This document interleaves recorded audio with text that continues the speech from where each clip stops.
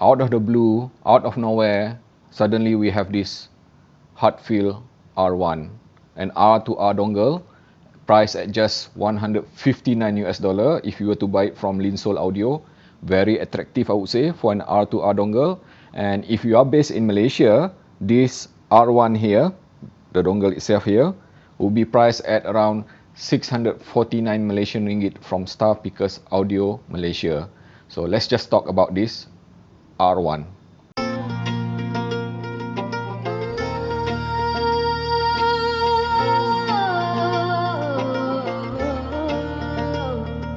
As I mentioned earlier, this R1 here is an R2R dongle, the only third R2R dongle to be released until today, after Kain RU6 being the first one, very popular. And of course we have that Hebe FC6, which happened to be one of my long-time favorite until today. And of course we have RU7, but I would not count RU7 as an R2R dongle really, because it is essentially a 1-bit tag. Now let's just go back to this R1 here. Let's just have a look at the build and the feature itself. And you would notice here, let me just show you this, okay? Just pay attention to this side here. It is entirely constructed of glass at this side, and you can see everything inside.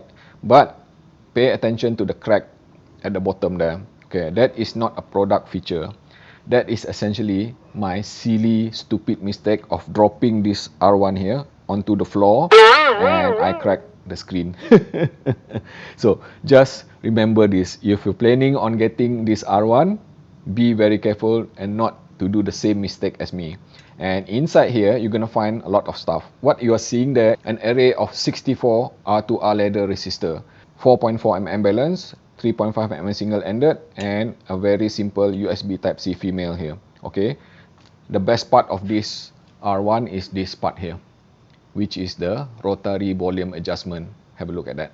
Okay, I absolutely love this kind of rotary volume adjustment because it reminds me a lot to my all-time favorite, which is Centron's DeckPort HD, which also offer the same type of volume adjustment. And this volume adjustment here is actually analog volume pot, so it is not digital. So which means that the control of the volume itself is done on the analog stage, not on the digital stage. Other than that, I do not see any kind of buttons or anything like that around this dongle. Pretty much very simple, other than this independent rotary volume adjustment, which also means that this is a very stripped down, very simple version of R2R dongle.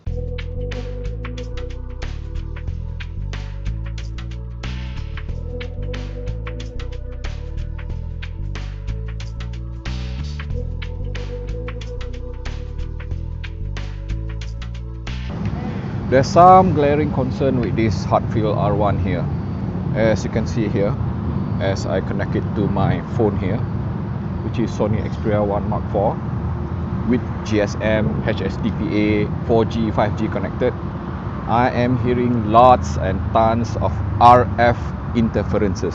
Yes, just like a few other R2R dongle like RU6 and FC6, I am getting even more RF interferences from this R1 here. Okay, but at least there's something which is very positive. The battery endurance of this R1 when connected to my other phone, which is Xiaomi Mi 90, 4000 mAh battery, driving my magnetic planar, which is Luxury S12 2024, and also Hydis MP145, both of them are rated at 32 ohm. I was able to get in excess just over 12 hours, almost 13 hours actually, of runtime from an R2R. In comparison, RU7, which is not exactly R2R but also RU6, they are less than 10 hours, and FC6 also less than 10 hours. So at least super impressive with battery drain on this R1. Let's just talk about the not positive side of this R1 here.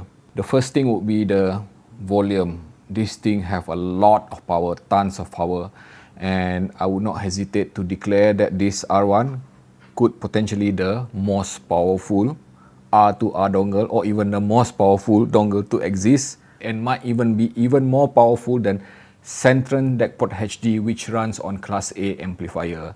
And why did I say so?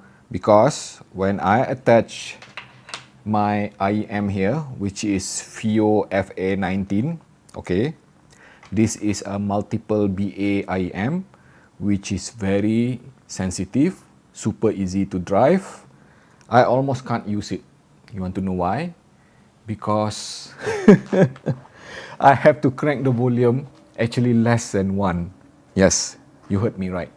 What I'm trying to say here is that this rotary volume adjustment here, which I have shown you earlier, okay, it is analog, and if you try to crank the volume lower than 1, okay, what will happen is that I will lose one channel on either side.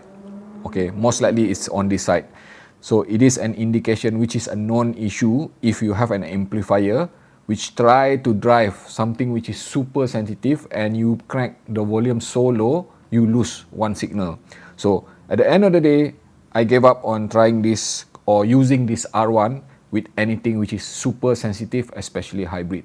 And I can say even from the 3.5mm single-ended here, it is also so damn very powerful.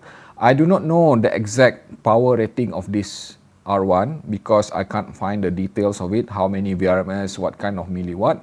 But I do know that the 3.5mm single-ended termination side would offer only 50% of the 4.4mm balance. So let me just repeat this. Okay, FIO FA19 here, I tried it with this R1, not good, okay? Especially with the 4.4mm balance. I cannot crank the volume any lower than 1. I was able to crank volume up to, let's say, 0.7, but then again, it is pretty much like, you know, kind of a bit shouty. And I do feel that using it with hybrid would impart some sort of floor noises, pretty much similar to Ovidius B1 or even Venture Electronic Megatron. On the flip side of it, running this R1 is perfect for something like this Luxury S12 2024 magnetic planar, and of course Sivga Nightingale, another magnetic planar, and even this highly scalable, my favorite here, dynamic driver single DD of Dunu Titan S2. Okay, at least this Dunu Titan S2, I was able to use it at just 1 out of 10 volume from the 4.4mm balance, and even if I tried to crank the volume slightly higher, it does not appear to be shouty at all. And when I tried further with this Sennheiser HD 600 here, my favorite, which is by the way 300 ohm, I needed only 3, and actually just slightly lower than 3 out of 10 to drive this Sennheiser HD 600 properly to the fullest extent of what is capable of this R1. That is super impressive.